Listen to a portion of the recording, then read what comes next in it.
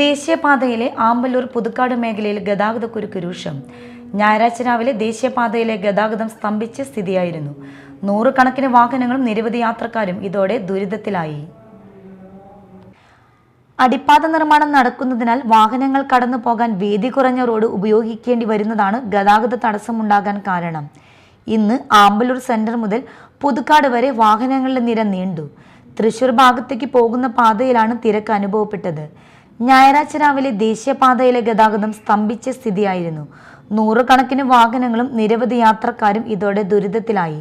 1.5 കിലോമീറ്ററിലേറെ ദൂരം ഇഴഞ്ഞാണ് വാഹനങ്ങൾ നീങ്ങിയത്. പ്രാദേശിക ഗതാഗതവും താറുമാറായി. സർവീസ് റോഡ് പൂർത്തീകരിക്കാത്തതും ഗതാഗതക്കുരുക്കിന് കാരണമാകുന്നുണ്ട്. അവധി ദിനങ്ങളും വാഹനങ്ങൾ കൂടുതലെത്തുന്ന ദിവസങ്ങളിലും ഗതാഗതക്കുരുക്ക് രൂക്ഷമാണ്. ടോൾ പ്ലാസയിലും വാഹനങ്ങളുടെ നീണ്ട നിര തന്നെ ഉണ്ടാകാറുണ്ട്. സർവീസ് റോഡ് നിർമ്മാണം പാതി വഴിയിൽ നിലച്ചത് യാത്രക്കാരെയും വ്യാപാരികളെയും വലയ്ക്കുകയാണ്. Media Time, Puthukkad.